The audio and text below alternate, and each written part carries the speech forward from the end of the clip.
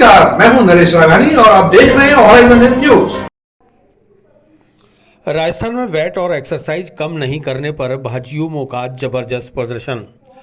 प्रदेश नेतृत्व के आह्वान पर समस्त जिला मुख्यालयों पर भाजयुमों ने मुख्यमंत्री अशोक गहलोत का फूंका पुतला। भारतीय जनता पार्टी प्रदेश नेतृत्व के आह्वान पर गुरुवार को भारतीय जनता युवा मोर्चा द्वारा समस्त जिला मुख्यालयों पर प्रदेश कांग्रेस सरकार और मुख्यमंत्री अशोक गहलोत के खिलाफ पेट्रोल डीजल पर वैट और एक्सरसाइज कम नहीं करने और हठधर्मिता अपनाने को लेकर विरोध प्रदर्शन करते हुए पुतला फूंका गया। भारतीय जनता पार्टी के जिलाध्यक्ष डॉक्टर प्रियशील हाड़ा और भारतीय जनता युवा मोर्चा शहर जिलाध्यक्ष राहुल जायसवाल के नेतृत्व में भाजयुमो कार्यकर्ता डाक बंगले से तांगों और बैलगाड़ियों को लेकर नारेबाजी करते हुए जिला कलेक्ट्रेट पहुंचे, जहां कलेक्ट्रेट के गेट के सामने मुख्यमंत्री अशोक गहलोत का पुतला जलाकर विरोध प्रदर्शित किया गया और जमकर नारेबाजी की गई।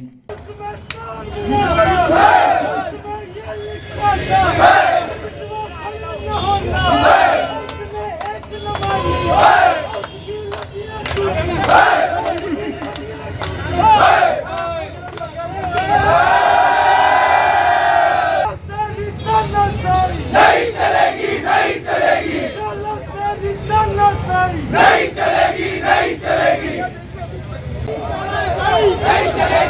चलेगी, नहीं चलेगी, नहीं चलेगी, नहीं चलेगी, नहीं चलेगी, नहीं चलेगी, नहीं चलेगी, नहीं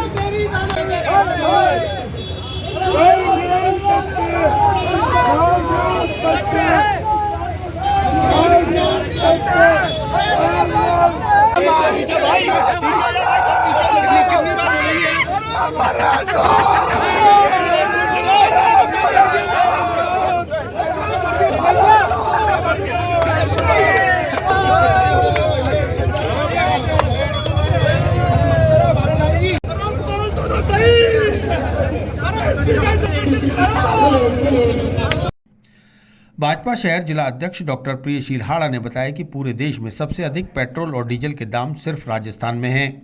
उसकी वजह है मुख्यमंत्री अशोक गहलोत द्वारा कोरोना काल में लगाया गया कोरोना टैक्स, जबकि पूर्व में सबसे ज्यादा वैट और एक्साइज राजस्थान में ही वसूला जा रहा था। कोरोना खत्म होने के बाद भी कोरोना टैक्स को नहीं हटाया गया, जिससे देश भर में सबसे ज्यादा दाम पर पेट्रोल और डीजल सिर्फ राजस्थान में ही बिक रहा है। इसकी वजह से अधिकतर पेट्रोल पंप बंद होने की कगार पर पहुंच गए हैं। वहीं पेट्रोल और डीजल की कालाबाजारी भी चरम पर पहुंच चुकी है, जिससे सरकार को राजस्व का नुकसान तो हो ही रहा है, साथ ही राजस्थान के बॉर्डर पर पेट्रोल पंप बंद होने जा रहे हैं। मुख्यमंत्री अशोक गहलोत हठधर्मिता अपनाए हुए हैं, जबकि पंजाब के मुख्यमंत्री चरणजीत सिंह चन्नी खुद कांग्रेस सरकार के मुख्यमंत्री होने के बाद राजस्थान में सबसे ज्यादा मूल्य का हवाला देकर कांग्रेस सरकार को घेर चुके हैं। आज भारतीय जनता पार्टी युवा मोर्चे के नेतृत्व में हमारे प्रदेश द्वारा आह्वान किया गया था कि जो पेट्रोल डीजल में राज्य में राजस्थान में जो बेतहाशा बढ़ोतरी हुई है और जो केंद्र सरकार ने, जो भारतीय जनता पार्टी की केंद्र सरकार है, उसने बढ़ती कीमतों को देख करके जो एक निर्णय किया, जो अपने टैक्सेस में कटौती की गई और उसके बावजूद भी राजस्थान सरकार कोई टैक्सेस में कटौती नहीं कर रही है। अगर वेट 4% भी कम कर दें तो पेट्रोल डीजल की जो बेतहाशा कीमतें बढ़ रही है वो एक लगाम लग जाए और जो हमारे पड़ोसी देशों से, पड़ोसी राज्यों से जो पेट्रोल डीजल बढ़वा करके जो लोग आते हैं, ट्रक वाले कह लो या कार वाले कह लो, जिससे कि आज जो हमारे बॉर्डर पे जितने भी शहर हैं, उदयपुर के बाहर चले जाओ, इधर हनुमानगढ़ की तरफ चले जाओ, तो उन लोगों को इतनी परेशानी झेलनी पड़ रही है। पेट्रोल डीजल के जो इतने जो वहाँ पर पंप मालिक है, डीलर हैं और जो वहाँ काम करने वाले, आज स्थिति यह आ गई है कि जो भी पेरीफेरी वाले जो है पेट्रोल डीजल वो सब बंद हो गए हैं लगभग। तो उसको देखते हुए आज भारतीय जनता युवा मोर्चे की तरफ से हमारे प्रदेश आह्वान पर हम जिला कलेक्टर को अशोक गहलोत के लिए एक ज्ञापन देना है ताकि उनकी नींद खुले और वो पेट्रोल डीजल की जो बेतहाशा कीमतें बढ़ रही है उसमें वैट और टैक्स घटा करके एक लगाम लगाने का कदम उठाए। विरोध प्रदर्शन मोर्चे द्वारा तांगे पे रैली निकाली गई। पेट्रोल से जो वाहन चलते हैं उसका विरोध करते हुए और उस पर बहिष्कार करते हुए हमने बैलगाड़ी और तांगों पर रैली निकाली और अशोक गहलोत का पुतला फूंक करके यहाँ जिला कलेक्टर को ज्ञापन देना। कार्यक्रम संयोजक बाबूलाल गुर्जर ने बताया कि जब केंद्र ने पेट्रोल और डीजल पर ड्यूटी चार्ज कम कर दिया तो वैसे ही रेट काफ़ी हद तक कम हो गए हैं। अब राज्यों का दायित्व है कि वे वेट और एक्सरसाइज को कम कर जनता को राहत प्रदान करें, लेकिन जहां सारे कांग्रेस शासित प्रदेशों में वहां के मुख्यमंत्रियों ने एक्साइज और वेट कम कर दिए, लेकिन राजस्थान के मुख्यमंत्री अशोक गहलोत अपनी जिद पर अड़े हुए हैं और आम जनता को बिल्कुल भी राहत नहीं देना चाह रहे, जबकि उन्हें तत्काल वेट व एक्साइज कम करते हुए आमजन को राहत प्रदान करनी चाहिए। यदि जल्द ही गहलोत ने वेट और एक्साइज को कम नहीं किया तो युवा मोर्चा कार्यकर्ता आम जनता के साथ सड़कों पर उतरकर सरकार को आईना दिखा देगा। हमने कांग्रेस सरकार के खिलाफ पेट्रोल डीजल बढ़ोतरी के खिलाफ प्रदर्शन किया है। हमारी केंद्र सरकार ने बजट कम कर दिया है, उसके बावजूद भी राजस्थान सरकार वेट कम नहीं कर रही है और पड़ोसी राज्य से हमारे जो यात्री आते हैं जैसे भी है पेट्रोल भरा के फिर राजस्थान आते हैं, ये नकारी नकमी सरकार बिल्कुल भी हमारी जनता का ध्यान नहीं दे रही है और ये खुद में उलझन में बसी हुई है ये सरकार।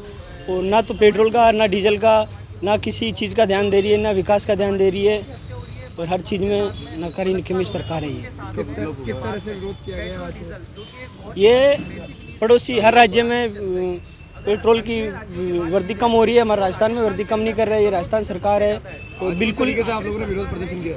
ये पेट्रोल और डीजल को देखकर प्रदर्शन किया हमने और बिल्कुल भी ये राजस्थान सरकार ये से देख रही है, बिल्कुल अपने चुनाव को देख के ख़त्म कर रही है। टांगे के ऊपर रैली निकाल तो देख के इसे निकाला है कि पुराने वाहन वापस लेके आ रहे हैं, जैसे पुराने वाहन घोड़ा गधेड़ा पहले चल रहे थे जैसे उसी तरह से वापस लेके आ रहे हैं हम, और ये वाहन है जो बंद करना चाह रहे हैं। वहीं भाजयुमो कार्यकर्ताओं द्वारा जिला कलेक्ट्रेट पर किए जा रहे प्रदर्शन के दौरान एक खानाबदोश जेब कतरा कार्यकर्ता का मोबाइल चुराते हुए रंगा हाथों पकड़ा गया, जिसे कार्यकर्ताओं ने पीट पाट कर पुलिस के हवाले कर दिया। खानाबदोश जेब कतरा सलूशन का नशा किए हुए था और अपने आप को बेकसूर बता रहा था। भाजयुमो आईटी सेल संयोजक दिनेश खंडेलवाल ने बताया कि जिला कलेक्ट्रेट पर दिन भर प्रशासन तक अपनी बात पहुंचाने के लिए आम नागरिक आते जाते रहते हैं। ऐसे में यहां पर पुलिस का जाब्ता भी तैनात रहता है, जिसे मुस्तैद रहते हुए ऐसे लोगों पर सख्त कार्रवाई करनी चाहिए। कि पेट्रोल और डीजल जो आसमान के दाम छू रहे हैं, पूरे भारत में सबसे महंगा पेट्रोल और डीजल राजस्थान के अंदर बिक रहा है। इसको लेकर जो राजस्थान का युवा है वो अजमेर के युवाओं के साथ मिलकर जो यहाँ पे कलेक्ट्रेट पर प्रदर्शन करने के लिए आया था, और इसी बीच के अंदर जैसा कि इतना बड़ा पुलिस प्रशासन है, कलेक्ट्री जैसा एक जगह है, यहाँ पर एक जेब की तरह घुस गया और वो जेब की तरह घुसने के बाद में उसने जो कार्यकर्ताओं की जेब है वो काटने की कोशिश करी, परंतु क्योंकि युवा है, सजग है, आज का युवा है, तो उन्होंने तुरंत प्रभाव से उस जेब कतरे को रंगे हाथों पकड़ लिया और उसको ठोक पीट के अच्छी तरह और फिर उसके बाद पुलिस के हवाले किया। मैं एक बार यहाँ से पुलिस प्रशासन है जो उनसे भी निवेदन करना चाहूँगा कि वो भी थोड़ा सा सजग रहें। ऐसे प्रदर्शन होते हैं तो ऐसे संदिग्ध व्यक्तियों के ऊपर थोड़ा सा नज़र रखें, जिससे जो युवा है और जो भी अन्य कार्यकर्ता यहाँ पर आते हैं प्रदर्शन करने के लिए वो थोड़ा अपने आप को सुरक्षित महसूस करें। क्या मानते हो कि पुलिस बस जी बिल्कुल लगता तो ऐसा ही था कि पुलिस का सारा ध्यान जो है वो युवाओं के ऊपर जो प्रदर्शन करने आए थे उनके ऊपर केंद्रित था और इसी का फायदा उठाते हुए। लेकिन आज आप देखिए कलेक्ट्री जैसे परिसर के अंदर यदि कोई जेब कतरा अगर किसी की जेब काटने की हिम्मत करता है तो इसका मतलब ये है कि उसको पूरा विश्वास है कि कोई भी पुलिस वाला उसको नहीं देख रहा है और वो आराम से अपना काम करके निकल जाएगा। परंतु मैं ये कहना चाहता हूँ कि आज का युवा पुराने युवाओं की जैसे से ज़्यादा सक्रिय हो गया और ज़्यादा जागरूक है, वो आजकल आगे और पीछे दोनों तरफ निगाह रखता है, उसी वजह से आज वो जेब कतरा पकड़ा गया। प्रदर्शन करने वालों में जिला अध्यक्ष राहुल जायसवाल, महामंत्री सुनील शर्मा, कार्यक्रम संयोजक बाबूलाल गुर्जर, कुशाल गोयल, करण कुमार, रवि गुर्जर, किशोर राठौड़, जितेंद्र सिंह, कमल खंडेलवाल, दिनेश खंडेलवाल, सुरेंद्र कमलाई, मोहित सैनी, मोहित झा, मुकुल साहू, सर्वेश्वर यादव, हेमंत बंसल उत्सव। हाथीखेड़ा की तलाई ढाणी आबादी क्षेत्र में संचालित पोल्ट्री फार्म को बंद करने की मांग। पोल्ट्री फार्म के चलते फैल रही गंदगी और मक्खियों के प्रकोप से क्षेत्रवासी हैं परेशान। गुरुवार को गांव हाथीखेड़ा की तलाई ढाणी में रहने वाले सैकड़ों महिला पुरुष क्षेत्रवासी एकत्रित होकर आबादी क्षेत्र में संचालित पोल्ट्री फार्म को बंद करवाने की मांग को लेकर जिला कलेक्ट्रेट पहुंचे। संपत रावत और सरपंच लाल सिंह के नेतृत्व में सैकड़ों ग्रामीणों ने जिला कलेक्ट्रेट पहुंचकर जिला कलेक्टर को ज्ञापन सौंपा। ज्ञापन के बारे में जानकारी देते हुए सुमन जैन और मंजू ने बताया कि हाथीखेड़ा गांव की तलाई की ढाणी में काफी वर्षों से संचालित मुर्गी पोल्ट्री फार्म के कारण ग्रामवासियों को भारी परेशानियों का सामना करना पड़ रहा है। क्षेत्र में गंदगी फैली रहती है, बदबू और मक्खियों के प्रकोप से क्षेत्रवासियों का जीना मुहाल हो चुका है। आबादी क्षेत्र में अनेक तरह की बीमारियां भी फैल रही हैं। घरों में कोई ऐसी जगह नहीं बची जहां मक्खियां ना पहुंच रही हों। दिन और रात मक्खियों की वजह से लोग ना ढंग से खा पी पा रहे हैं और ना सो पा रहे हैं। ऐसे में पोल्ट्री फार्म संचालक को जब कहा जाता है तो वह लड़ाई झगड़े पर उतारू हो जाता है। इसलिए इस गंभीर समस्या से निजात दिलाने के लिए तत्काल पोल्ट्री फार्म को अन्यत्र हस्तांतरित किया जाए या फिर बंद कराया जाए और ग्रामवासियों को राहत प्रदान की जाए, अन्यथा ग्रामवासी अपने स्तर पर कार्रवाई को आमादा हो जाएंगे, जिसकी समस्त जिम्मेदारी जिला प्रशासन की होगी। पोल्ट्री फार्म की वजह से हमारे को पोल्ट्री फार्म खाली चाहिए। मक्खियाँ बहुत परेशान कर रही है हमारे को, और वो 3 साल से परेशान कर रही है।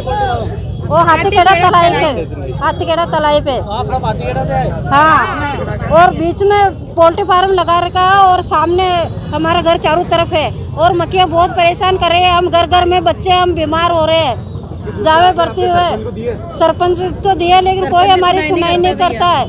सरपंच का नाम है सरपंच लाल सिंह, कलेक्टर साहब के पास आए हैं हम। अब समस्या ये है कि हाथीखेड़ा तलाई के पास मुर्गी खाना बना दिया गया है। वहाँ पर जितने पब्लिक है सब बीमार पड़ रहे हैं। मक्खियाँ इतनी आ रही हैं, ना पानी पीने को हो रहा है, ना खाना खाने को हो रहा है। पूरे घर में पेंटिंग करवाओ तो सब में मक्खियाँ पूरे घर को बर्बाद कर दे रही हैं। दुकान रखा है, दुकान की बर्बादी हो रही है। और 1 साल के लिए एग्रीमेंट करवाया गया था, बोला कि दिवाली हो जाएगी तो मैं खाली कर दूंगा, पर अब वो मुकर रहा है, कह रहा है मैं नहीं खाली करूंगा और मुर्गी रखूंगा, और बोल रहा है 15 महीने का और मोहलत दीजिए। हम लोग ने 2 महीना ऐसे ही मोहलत दे दिया उनको, और इतने पे भी बोल रहा है नहीं होगा। अब नहीं खाली होगा तो पूरे हाथीखेड़ा का लोग इकट्ठा होकर वो पोल्ट्री फार्म के 12 बजा दिया जाएगा। कुछ नुकसान होगा तो हम लोग का हाथीखेड़े वाले लोग का दोष नहीं होगा, क्योंकि हम लोग हाथीखेड़ा तलाई के पास से आए हैं, और कुछ भी नुकसान होगा सरकार को भी यही कहा जा रहा है कि कोई भी नुकसान होगा फिर हाथीखेड़े के पब्लिक को कोई जिम्मेदारी नहीं होगा, क्योंकि हम लोग पहले ही से बोल दिया कि इसको खाली कर दीजिए। पर उन्होंने खाली करने का नाम नहीं ले रहे हैं, ऊपर से कह रहे हैं, ऊपर से खाली करने को छोड़िए। हम लोग जाते हैं दवाई मांगने तो बोतल में टॉयलेट भरकर उसको दे दिया जाता है, पब्लिक को परेशान किया जाता है। नौकर लोग गाली गलौज करते हैं, फिर गंदी गंदी चीज़ बोलते हैं, इसलिए वहाँ पर फैमिली बस गई, फैमिली वाले लोग बस गए हैं। तो कम से कम उसको वहाँ से हटाना चाहिए। यहाँ डेंगू अलग फैल रहा है, कोरोना अलग फैल रहा है, यहाँ मक्खियों की बीमारी अलग फैल रही है, तो इंसान जिएगा कैसे? महंगाई इतनी बढ़ रही है तो गरीब इंसान जाएगा कहाँ? आरपीएससी के तत्वाधान में आयुर्वेद व्याख्याता संवीक्षा परीक्षा 2021 हुई शुरू। 13 नवंबर तक प्रतिदिन एक पद के लिए आयोजित होगी परीक्षा। अजमेर में 2 परीक्षा केंद्र बनाए। राजस्थान लोक सेवा आयोग के तत्वाधान में गुरुवार से आयुर्वेद और भारतीय चिकित्सा व्याख्याता संवीक्षा परीक्षा 2021 प्रारंभ हो गई। 13 नवंबर तक आयोजित होने वाली इस परीक्षा के लिए अजमेर जिला मुख्यालय पर 2 परीक्षा केंद्र बनाए गए हैं। राजकीय जवाहर सीनियर सेकेंडरी स्कूल में बनाए गए परीक्षा केंद्र से परीक्षा देकर लौटे अभ्यर्थियों ने बताया कि प्रश्न पत्र सिलेबस में से ही था। लगातार हम ऐसी परीक्षाएं देते रहते हैं, इसलिए कुछ भी उससे बाहर नहीं था। उम्मीद है सिलेक्शन हो जाएगा। एक पद के लिए बड़ी संख्या में अभ्यर्थी परीक्षा देने पहुंचे हैं। गुरुवार सुबह 10 बजे से 12:30 बजे तक काय चिकित्सा, द्रव्य गुण विज्ञान, प्रसूति तंत्र एवं स्त्री रोग, रचना शरीर, क्रिया शरीर और शालक्य के तंत्र की परीक्षा आयोजित की गई। वहीं 12 नवंबर शुक्रवार को सुबह 10 से 12:30 बजे तक पंचकर्म और शल्य तंत्र की परीक्षा होगी। इसी तरह 13 नवंबर शनिवार को सुबह 10 से 12:30 बजे तक रोग निदान और अगध तंत्र की परीक्षा का आयोजन किया जाएगा। परीक्षा के लिए 700 अभ्यर्थी पंजीकृत किए गए हैं। अजमेर जिला मुख्यालय पर राजकीय जवाहर सीनियर सेकेंडरी स्कूल और राजकीय उच्च माध्यमिक विद्यालय पुलिस लाइन को केंद्र बनाया गया है। ये एक्चुअली आयुर्वेद कॉलेजेस के लिए जो लेक्चरर की सीट्स निकाली है राजस्थान गवर्नमेंट ने, उसके लिए एग्ज़ाम था, और लगभग हर सब्जेक्ट के अंदर यहाँ पे एक सीट थी। तो आज जो था वो गायनी का, द्रव्य गुण का और अलग अलग डिपार्टमेंट का पेपर था। कल भी होगा, परसों भी एक, और हर डिपार्टमेंट के अंदर एक सीट है। जैसे प्रसूति के अंदर एक सीट है तो उसका था, और टोटली 150 क्वेश्चन आए थे और एज पर सिलेबस आए थे।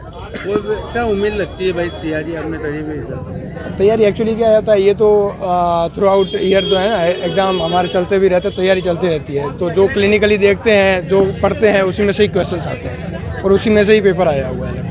हम आरपीएससी का एग्ज़ाम देने आए थे, जो आयुर्वेद कॉलेज में लेक्चरर की पोस्ट है उसके ऊपर निकला था। आरपीएससी द्वारा कराया जा रहा है। हर डिपार्टमेंट में एक सीट है, उसमें उसका रिटर्न एग्जाम था। उसके बाद इंटरव्यू होगा, फिर सिलेक्शन लिस्ट निकलेगी। किस तरह के क्वेश्चन आए थे?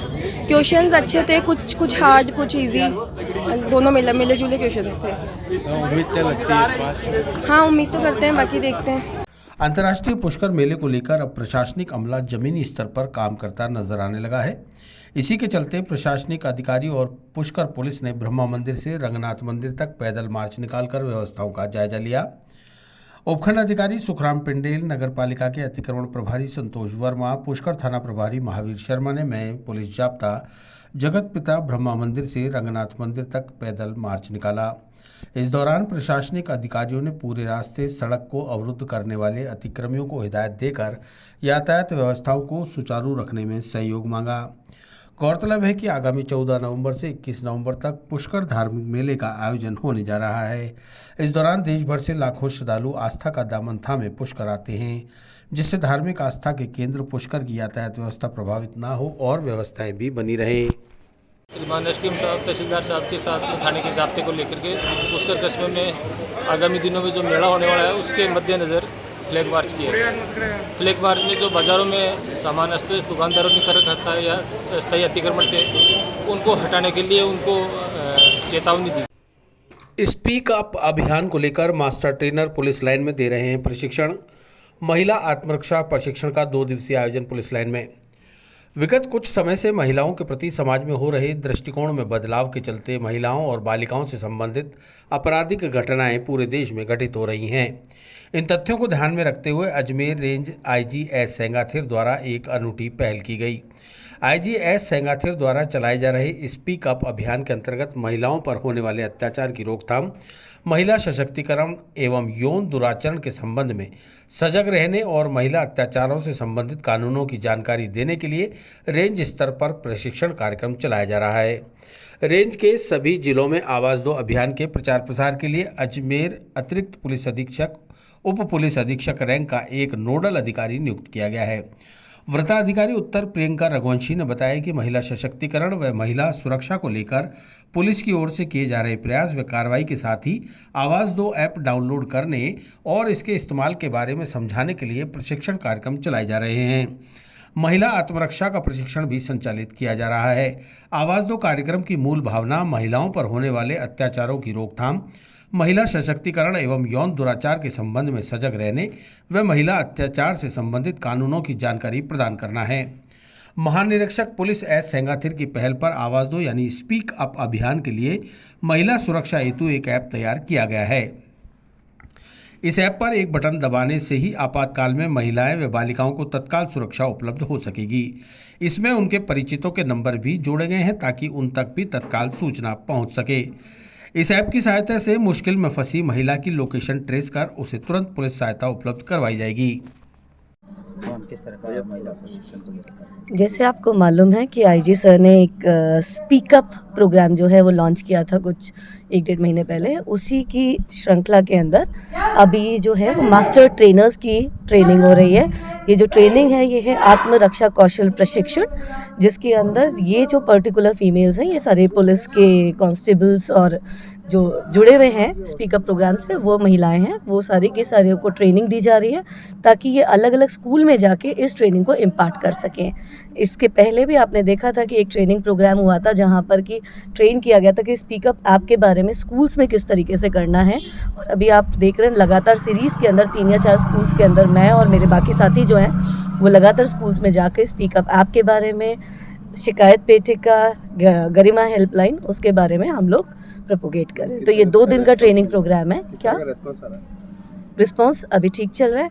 वैसे भी किसी भी चीज़ को लॉन्च करना बहुत आसान होता है, लेकिन जिनके लिए वो है अगर वो उसको यूज़ करते हैं तो उसकी सक्सेस है। तो मैसेज यही देना चाहूँगी कि आपकी सुरक्षा आपके हाथ में है। स्पीकअप ऐप से जुड़िए, स्पीकअप प्रोग्राम से जुड़िए। ये आप ही के लिए प्रोग्राम है और इससे आप बहुत मजबूत अपने आप को फील कर पाएंगे। पुष्कर बहुदिवसीय हाट 2021 में 14 से 16 नवंबर को होंगी पशु प्रतियोगिता। प्रगतिशील पशुपालकों के साथ विचार विमर्श के लिए कार्यालय उपनिदेशक राज्य कुक्कुट प्रशिक्षण संस्थान में रखी गई बैठक। जिले के प्रगतिशील पशुपालकों के साथ गुरुवार को पुष्कर बहुदिवसीय हाट 2021 के संबंध में विचार विमर्श के लिए बैठक का आयोजन किया गया।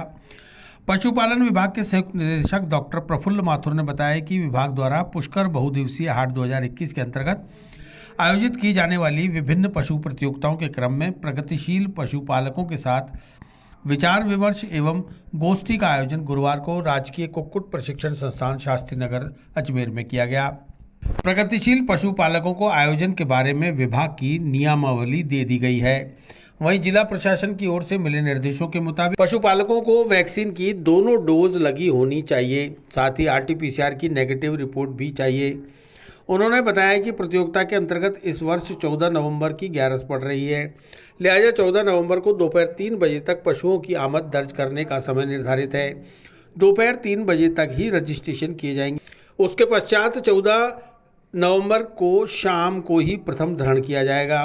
15 नवंबर को सुबह प्रथम दोहन, शाम को द्वितीय दोहन और 16 नवंबर को सुबह तृतीय दोहन किया जाएगा। पशुपालन विभाग गौवंश के लिए दुग्ध प्रतियोगिता व नस्ल प्रतियोगिता संकर पशुओं में कराता है। इसके अलावा अश्व व ऊंट वंश में ब्रीड कंपटीशन कराया जाता है। बहुउद्देशीय हाट मेला जो इस वर्ष कोरोना गाइडलाइंस के संबंध में आयोजित किया जा रहा है, उसमें हमारे विभाग के अधिकारियों की तरफ से परसों शाम को ही हमें पशु प्रतियोगिता आयोजित कराने की स्वीकृति प्राप्त हुई है। उसके संबंध में आज हमने अजमेर ज़िले के प्रगतिशील पशुपालकों की एक बैठक आयोजित की है, जो कि प्रतिवर्ष आयोजित करते हैं। उसमें विभाग के द्वारा जो नियमावली दी गई है, गाइडलाइंस दी हुई है, उस गाइडलाइंस की विस्तृत चर्चा कर पशुपालकों के सुझाव आमंत्रित किए हैं और हमारी तरफ से जो भी नियमावली है वो हमने उनको बता दिए, डिस्कस कर लिए। इसके अलावा जो भी और जो जिला प्रशासन की ओर से या विभाग की ओर से जो भी गाइडलाइंस हमें दी गई हैं, उसके बारे में उनको बताया गया है। कोविड के नियमों की पूरी पालना करनी है हमें, और जो भी पशुपालक वहाँ पशु प्रतियोगिता में भाग लेगा वो डबल डोज वैक्सीनेटेड होना चाहिए और उसकी जो RT-PCR रिपोर्ट है वो नेगेटिव होनी चाहिए। ये सख्त निर्देश हमें प्रदान किए गए हैं जिला प्रशासन के माध्यम से और हमने पशुपालकों को इस बारे में अवगत करा दिया गया है। प्रतियोगिता के संबंध में 11 तिथि जो इस वर्ष 14 नवंबर की पड़ रही है, 14 नवंबर को दोपहर 3 बजे तक हमने पशुओं की आमद दर्ज करने का समय निर्धारित किया। दोपहर 3 बजे तक रजिस्ट्रेशन दोपहर 3 बजे तक किए जाएंगे। उसके पश्चात शाम को 14 तारीख की शाम को ही प्रथम झरण जो किया जाएगा मिल्किंग के लिए वो किया जाएगा।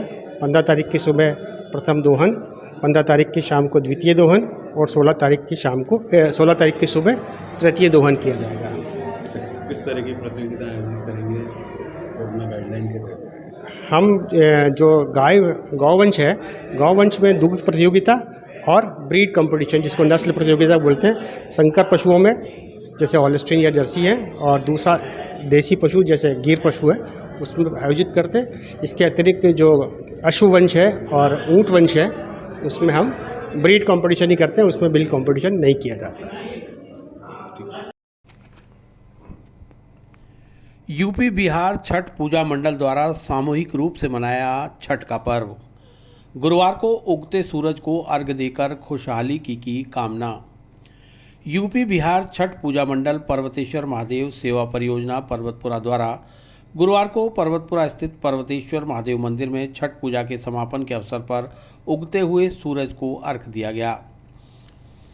लोकेश मिश्रा और केदारनाथ ने बताया कि इसमें एक कृत्रिम जलकुंड बनाकर कल अस्त होते हुए सूर्य भगवान की पूजा की गई, तो वहीं आज उगते हुए सूर्य देवता की पूजा अर्चना की गई। कार्यक्रम के समापन अवसर पर वार्ड नंबर 36 के पार्षद भूम सिंह गौड़ और वार्ड नंबर 38 के पार्षद देवेंद्र सिंह शेखावत बतौर मुख्य अतिथि के रूप में मौजूद रहे।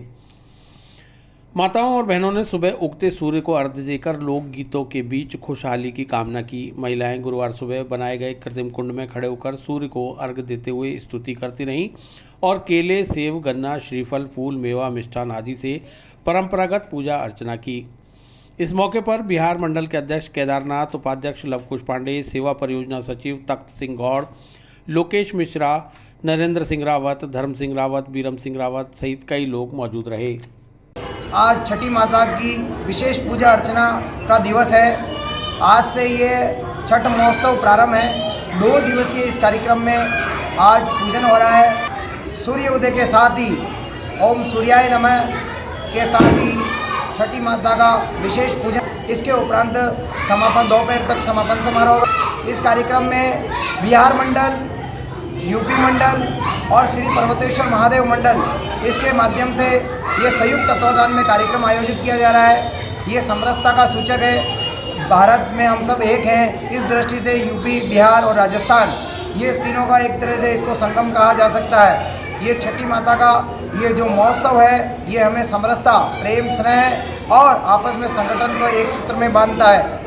इस कार्यक्रम में मातृशक्ति सहित बड़ी संख्या में उपस्थित है। छोटा सा सरोवर बनाया गया गुलाब सरोवर के नाम से, वो छठी माता की पूजन होगा। दैय सदा सवित्र मंडल मध्यवर्ती नारायण सचिजान सन्य वष्टे कयूरवान मकर कंडलवान किरीटी हारी हिरण्मय वपुर्त दशंग चक्रे के साथ सूर्य देव की पूजा अर्चना के साथ ही ये महोत्सव अपना संपन्न हो।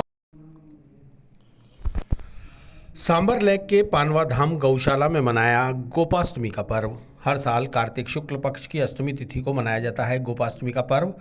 सांबर लेक के पानवा धाम गौशाला में गोपाष्टमी का पर्व धूमधाम से मनाया गया। गौशाला के सचिव पवन मोदी ने बताया कि हिंदू धर्म में गाय को पूजनीय माना जाता है।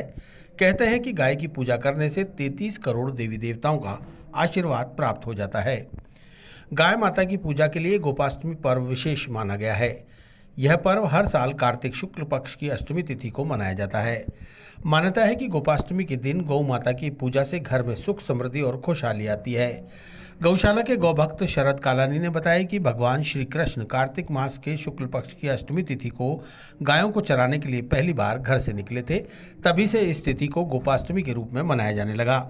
ऐसी भी मान्यता है कि इस दिन भगवान कृष्ण ने गोवर्धन पर्वत को अपनी छोटी उंगली पर उठाकर इंद्रदेव के प्रकोप से गोपियों की रक्षा की थी। मान्यता है कि इस दिन गाय और उसके बछड़े की पूजा करने से सौभाग्य की प्राप्ति होती है। इस अवसर पर पंडितों द्वारा सैकड़ों गौ भक्तों को गौ माता का पूजन करवाया गया। भक्तों ने गौ माता का आशीर्वाद प्राप्त कर प्रसादी ग्रहण की। संवाददाता W Goswami, bureau chief, Rajasthan. स्वाभाविक बात है, मैं आपको बताऊं कि एक क्षेत्र में जितनी भी गौशालाएं हैं, उन गौशालाओं में ये चूँकि एक तो क्षेत्र की सबसे बड़ी गौशाला है, आसपास में खूब ग्रामीण क्षेत्र भी लगते हैं, सांबर और फुलेरा, नरैना जैसे बड़े कस्बे भी लगते हैं। और ऐसा आयोजन चूँकि इसी गौशाला में किया गया है, स्वाभाविक बात है जो धार्मिक स्वभाव वाले लोग हैं, जो गौमाता के प्रति श्रद्धा रखते हैं, उन लोगों का आकर्षण होना ही होना था। गोपाष्टमी का दिन सबके लिए इतना महत्व रखता है कि उन्हें कहीं ना कहीं जाकर गौ पूजा करनी होती है। तो उन लोगों ने सोचा कि गौशाला से पवित्र भूमि कहाँ होगी, और गौशाला परिवार ने भी उन सब की यहाँ आने की संभावनाओं को ध्यान में रखते हुए बृहत स्तर पर इंतजाम किए हैं। पुष्कर मेला मैदान में प्रशासनिक कैंप का झंडारोहण के साथ विधिवत उद्घाटन। पुलिस अधीक्षक ने मेले में तैनात पुलिस जवान और होमगार्ड की ली बैठक। अंतर्राष्ट्रीय पुष्कर मेले का आज जिला प्रशासन ने विधिवत जिम्मा संभाल लिया। अतिरिक्त जिला कलेक्टर राजेंद्र प्रसाद अग्रवाल ने मेला क्षेत्र में प्रशासनिक कैंप का झंडारोहण कर विधिवत उद्घाटन किया। मीडिया से बात करते हुए उन्होंने बताया कि 14 नवंबर कार्तिक शुक्ल एकादशी से शुरू होने वाले पंचतीर्थ महास्नान के साथ धार्मिक मेला विधिवत रूप से शुरू होगा, जो पूर्णिमा तक चलेगा। इसे लेकर प्रशासनिक व्यवस्थाओं को संभालने के लिए मेला मजिस्ट्रेट नियुक्त किए गए हैं, जो मेला क्षेत्र में तमाम व्यवस्थाओं को अंजाम देते हुए उन पर नजर रखेंगे। उनके बैठने और कार्यालयों में बैठने वाले कर्मचारियों के लिए प्रशासनिक कैंप लगाए गए हैं, जिनका कार्य आज से ही शुरू हो गया है। श्री पुष्कर पशु मेले के कार्यक्रम में आज यहाँ जैसा परंपरागत रूप से होता आया है, आज यहाँ प्रशासनिक कैंप का यहाँ आयोजन किया जा रहा है और इसके माध्यम से सभी से अपेक्षा की गई है कि सभी लोग इस मेले को बहुत ही अच्छी तरह और सफलतापूर्वक संपन्न करें। सर, प्रशासन के लिए क्या व्यवस्था रहेगी आपके यहाँ पे?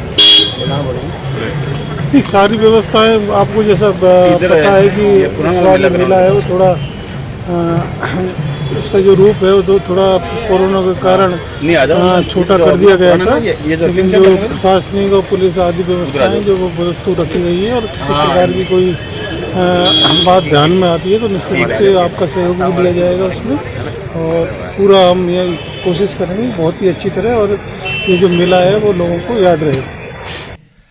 अतिरिक्त जिला कलेक्टर एवं मेला मजिस्ट्रेट राजेंद्र प्रसाद अग्रवाल द्वारा झंडारोहण के अवसर पर उपखंड अधिकारी सुखाराम पिंडेल सहित तमाम सरकारी महकमों के अधिकारी मौजूद रहे।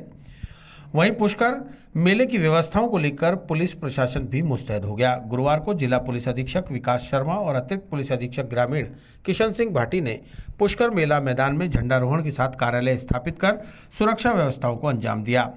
पुलिस अधीक्षक विकास शर्मा ने बताया कि पूरे मेले के दौरान मेला क्षेत्र सहित तमाम बाजारों, सरोवर के घाटों पर पुलिस जाब्ता तैनात किया गया है, जिसके लिए अजमेर रेंज के अलावा राजस्थान के अलग अलग जिलों से सुरक्षा बलों की तैनाती की गई है, जिन्हें उनके नियत स्थान पर ड्यूटी देने के कार्यों की समझाइश आज उनके द्वारा की गई है।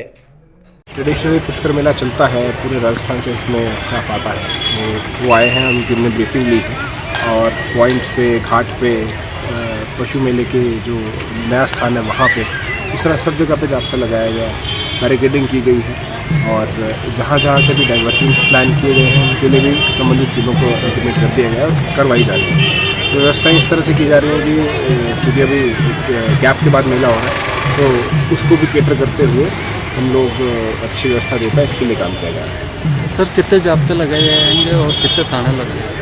इसमें अजमेर ज़िले से पूरा स्टाफ ही लगा है और अजमेर रेंज के अलावा पूरे राजस्थान के विभिन्न रेंजों से, RAC से, MBC से, SDRF से, सब जगह से जाता है और सबको डिप्लॉय उसके पॉइंट्स के हिसाब से किया गया है। जहाँ मंदिर परिसर में कई बार डूबने की घटनाएँ होती हैं, उसके लिए SDRF को भी स्पेशल रिक्वेस्ट दी गई है और उन्होंने बोट भी प्रोवाइड की है ताकि इन घटनाओं को भी होने से रोका जाए। तो पुष्कर सरोवर में जो स्नान चलेगा 6-7 दिन का, अभी क्या व्यवस्था रहेगी वहाँ? जैसे मैंने पहले भी बताया आपको, SDRF की व्यवस्था विशेष रूप से की गई है। इसके अलावा हर घाट पे जो लेडीज़ के लिए अलग व्यवस्था है और जेंट्स के लिए अलग व्यवस्था है, तो लेडीज़ पुलिस और जेंट्स पुलिस अलग अलग लगाई गई है।